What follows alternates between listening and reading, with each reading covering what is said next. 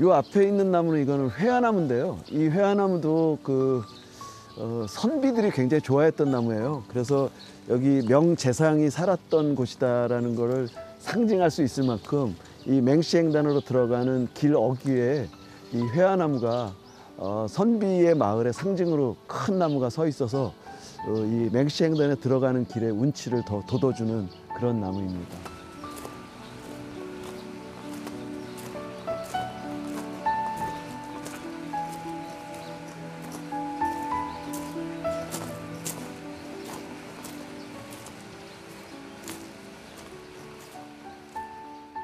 나무들마다 이렇게 표정이 있는데요. 예, 예를 들면 이 은행나무의 경우에는 이게 단풍이 노랗게 물들었을 때는 노란 빛이 화려하게 빛나는 게 아름다운 상태예요. 이럴 때는 이른 아침에 와서 지금 저쪽에 이제 지금 우리가 사진 찍는 사람들은 흔히 역광이라고 얘기하는데 햇빛을 저 반대편에다 놓고 햇빛에 비춰드는 이 노란 단풍 든 모습을 볼 때가 가장 아름다워요. 예.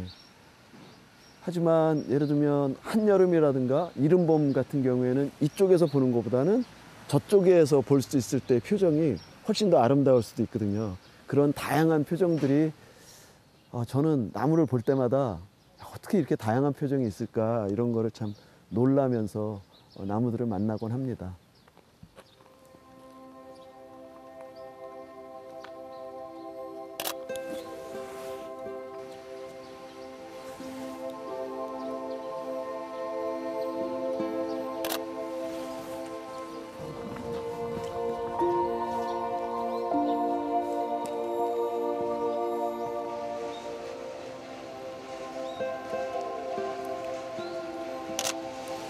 이 나무는 이 자리에서 보는 풍경도 참 좋아요. 왜냐하면 나무는 다 보이지 않지만 이 오래된 집에 지붕하고 연결돼서 보이면서 이게 진짜 옛사람들과 어울려서 살아온 나무구나라는 거를 느낄 수 있게 하는 그런 풍경이에요.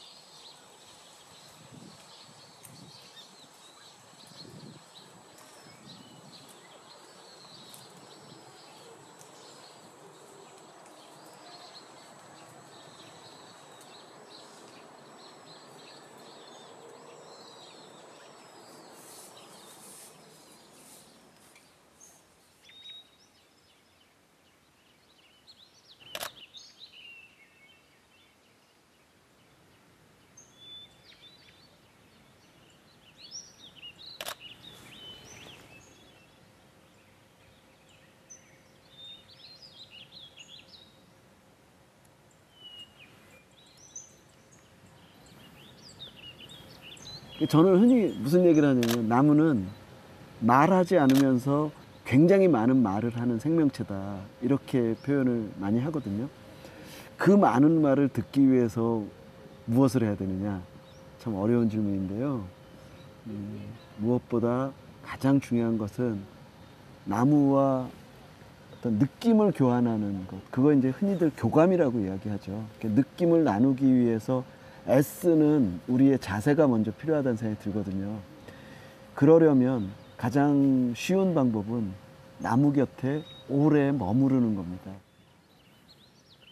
그래서 나무를 바라보면서 오래 앉아 있다라면 언젠가는, 그게 언제가 될지는 모르겠습니다. 나무마다 다 다를 거예요. 그리고 내 상태에 따라서 또 다를 것이고 해서 얼마 동안 나무를 바라보면 나무와 교감이 된다라고 단적으로 말씀드리는 그야말로 말이 안 되는 대답일 텐데, 오랫동안 바라보고 자세히 바라보면 그가 우리도 알지 못했던 그런 깊은 이야기들을, 속내를 하나씩 둘씩 펼쳐낼 때가 올 것이라고 저는 믿습니다.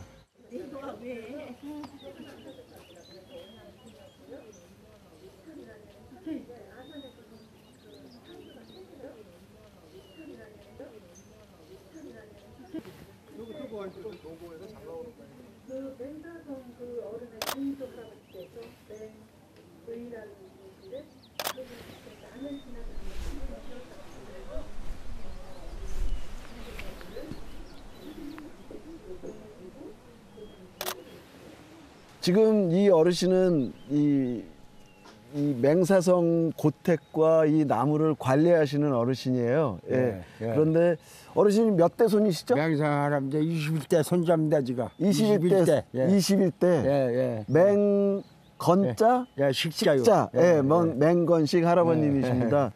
이게 다 새로 난 그 맹아 음이죠? 예. 저기 가지 한 살았습니다. 어디요? 언능치.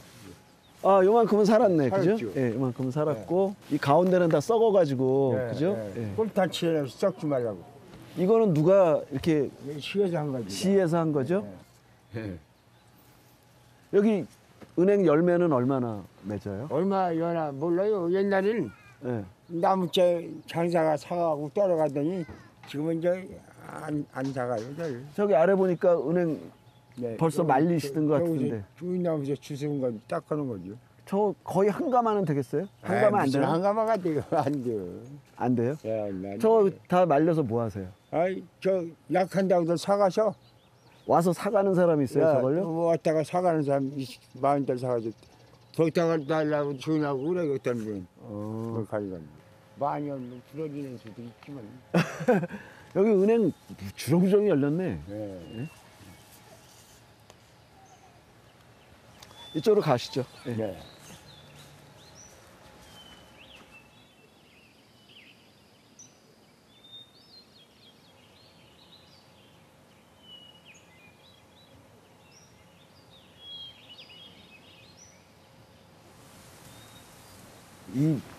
제가 이 맹시행단의 은행나무는 자주 찾아와서 봤던 나무고요. 처음 해본 거는 아마 2001년쯤에 처음 와서 만났고, 그 이후로 뭐 때에 따라서 1년에 한 2번도 오고 그랬는데, 요번에는 뜻밖에도 2015년, 16년 사이에 자주 찾아왔고, 그러고 나서니까 한 2년 만에 찾아왔어요. 예, 오랜만에 만나게 됐는데 마침 저렇게 노랗게 단풍을 예쁘게 들었을 때 와서 참 시기를 잘 맞춰서 왔다. 좀 얼핏 생각하니까 이 은행나무가 저렇게 노랗게 단풍 든 건 어쩌면 처음인 것 같아요. 제 기록을 한번 다시 살펴봐야 되지만 아마 가장 아름다운 상태는 처음이다라는 느낌이 들고요. 제 책 중에 나무가 말하였네라는 책도 있고, 이 프로그램이 나무가 말하였네이기도 하고, 그런데 나무가 사실 사람의 언어로 이야기해 주지는 않습니다. 예. 그거를 이제 우리가 나무가 우리에게 전해주려고 하는 느낌이라든가 메시지라든가 이런 거를 알아들으려고 하는 노력을 해야 되는 거죠. 그 시작은 나무라는 한 생명체와 사람이라는 생명체가 어떻게 교감을 하느냐에서부터 시작된다고 보거든요. 이게 사실은 쉬운 일은 아니라고 생각됩니다. 근데 때에 따라서 어떤 나무는 그냥 순간적으로 그런 교감이 있을 때가 있고요. 어떤 나무는 10년이 돼도 전혀 교감 못하는 나무도 있고 합니다. 그러니 이 나무는 유난히 저하고는 교감이 잘 된 나무에 속해요. 특히 여기 이 나무 아래에서 사시는 이 맹사성 후손 분께서 제가 처음 왔을 때부터 굉장히 편안하게 해주시고 이러저러한 이야기를 아주 주섬주섬 잘 이야기를 해주셔가지고 나무가 아주 친하게 됐습니다. 근데 그때 제가 처음 나무를 봤을 때 이 맹건식 할아버지가 저한테는 아주 정정하게 얘기를 해주셨는데 그로부터 10여 년 정도가 지난 그 사이에 제 스스로는 내가 별로 바뀐 것도 없고 별로 늙은 거를 실감하지 못하고 지냈는데 제가 저 어른을 보니까 굉장히 늙으신 거예요. 나무도 얼핏 보기에는 20년 전에 봤을 때나 지금이나 큰 차이 없이 똑같아 보이거든요.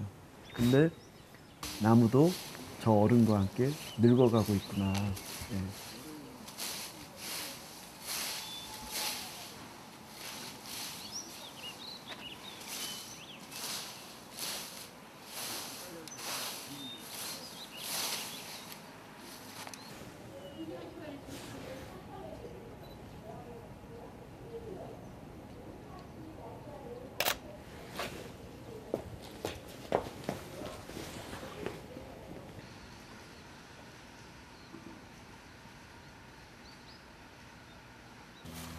근데 이제 사실은 이렇게 보호수인 나무들의 경우에는 이렇게 울타리가 있어서 이렇게 들어오기는 어려워요. 그런데 마침 뭐 여기 어르신이 문도 열어주고 그래서 쉽게 들어왔는데 들어와서 할 수만 있다라면 만져보고 이 나무 줄기의 어떤 느낌이라든가 이런 거를 하나하나 온몸으로 체감하는 거는 좋죠. 근데 조심하셔야 될 것은 나무는 안 만지면 안 만질수록 나무가 좋겠죠. 그래서 우리가 자주 만지고 사람 손을 타기 시작하면 나무들은 몸살을 할 겁니다. 그러니까 자주 만져보는 거는 좋지 않지만 그래도 한 번씩 이렇게 나무의 느낌을 가지기 위해서 골고루 이렇게 만져보고 하나하나 느껴보는 건 나무와 교감하는데 아주 중요한 절차라고 생각을 합니다. 이 겨울 동안 나무가 이제 겨울잠을 자고 이른 봄에 이제 이렇게 새로 이제 생명 활동을 시작하려고 그러면 물을 뿌리로부터 끌어올려야 돼요. 근데 물을 끌어올리는 수관은 다 어디에 있냐면 이 줄기 껍질 부분에 다 있거든요. 이 껍질 부분에 있어서 물이 올라가는 소리가 들려요. 예. 그래서 귀를 이렇게 가까이 대면 그러면 여기서 물 올라가는 소리가 들립니다. 근데 이게 도시에서는 안 들려요. 도시에는 워낙 소음이 많아서. 근데 시골에는 옆에서 아무리 개울 소리가 흘러도 그런 큰 개울 소리가 있어도 나무의 소리가 다 들리거든요. 어쨌든 나무는 소리도 가지고 있고 그러니까 소리, 청각, 그다음에 촉각. 뭐 냄새는 지금 여기 기가 막히게 냄새가 나는데요. 이 냄새를 포함한 후각 이런 것들을 종합적으로 느낄 때 비로소 나무와 이렇게 교감이 이루어진다고 저는 생각을 합니다. 그렇게 하셨으면 좋겠어요.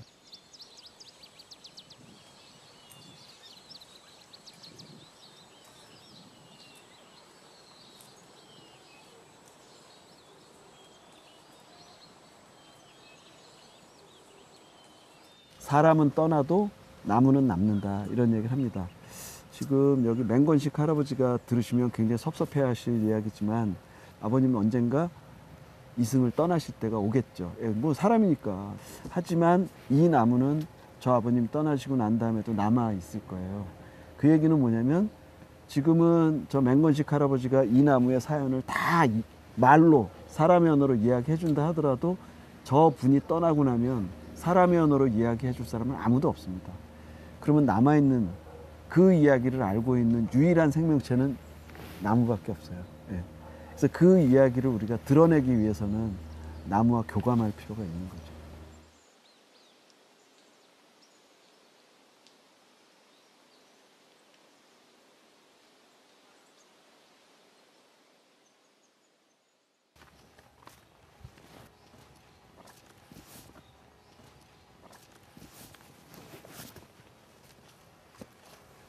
이건 꽤 오래된 나무가 부러진 거네요. 부러진 게 아니라 베어낸 거죠. 예. 저 이런 나무를 보면 좀 궁금해요. 일단 이게 도대체 무슨 나무였을까? 그리고 얼마나 오래된 나무였을까? 얘는 왜 이렇게 됐을까? 이게 제일 먼저 궁금해요. 근데 이제 어떤 때는 그런 경우도 있습니다.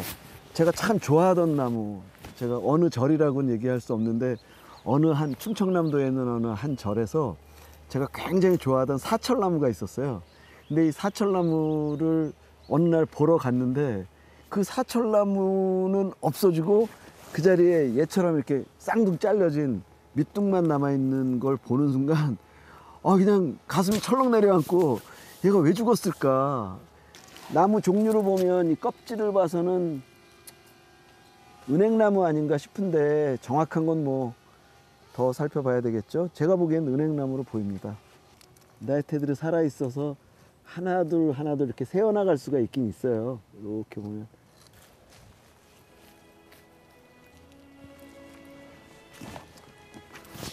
그럼 이제 구계정으로 가겠습니다.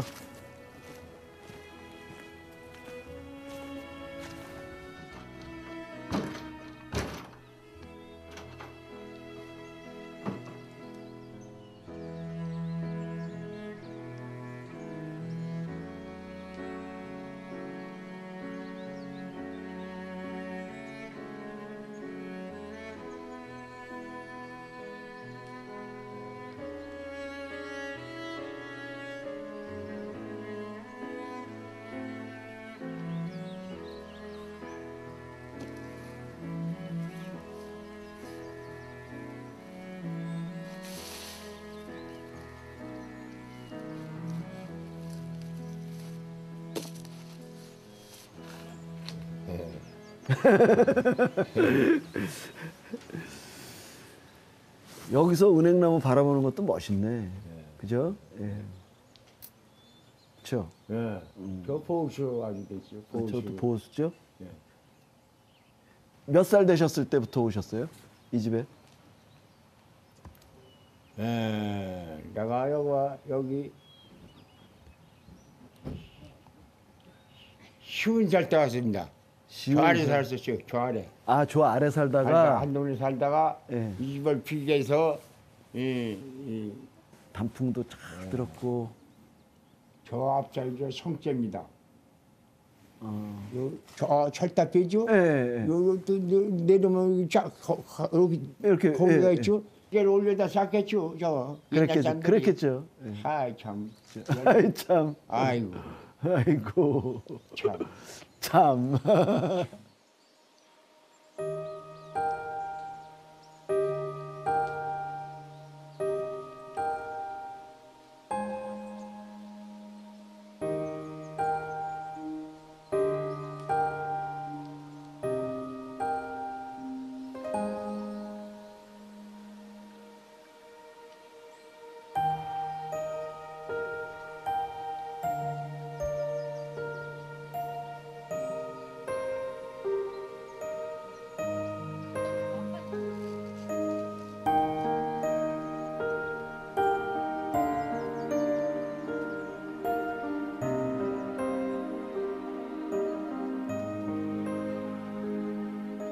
오셨습니까?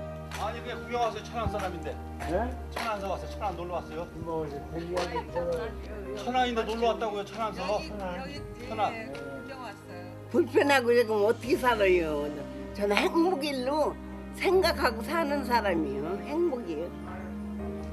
그 훌륭하신 할아버지 이 덕분에 야 그 제사 지내고 하는 거는 힘들지 않으세요? 힘들 거 없어요. 식구만 다 이제 남들이 다 해주잖아. 저기 부펠레요. 그저 있는 지가 쌀 한 가마도 저 흔떡해서 대고요. 술도 또 한 대연마씩 해고 두부도 30마씩 해고 제순일 다 해서 다 스님도 오는 스님 다 대접했어요. 식구 먼저 지가 이렇게 아프고 난 뒤를 못해 3년째 못해네 4년째인 게 왜?